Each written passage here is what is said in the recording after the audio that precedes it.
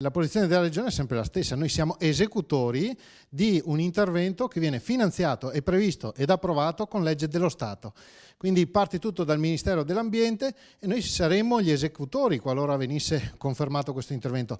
Peraltro ho scritto 4 volte al Ministro Costa per capire se il Ministero dell'Ambiente, che ha finanziato questo intervento, abbia nel frattempo cambiato idea, perché vedere esponenti dell'attuale governo o comunque facenti parte di partiti dell'attuale governo sul territorio che si manifestano contrari a questo tipo di intervento che è finanziato dal governo, è un po' paradossale. Qui stiamo parlando di un intervento che è stato approvato, finanziato e deciso dallo Stato. Quindi trovo anche strano questo continuo attacco nei confronti della Regione, che è un mero esecutore di una legge dello Stato. Quindi invito anche i comitati a rivolgersi allo Stato e al Ministero dell'Ambiente in modo particolare per dire: non siamo d'accordo su questo, inventati qualcos'altro, e vedremo cosa succederà domani.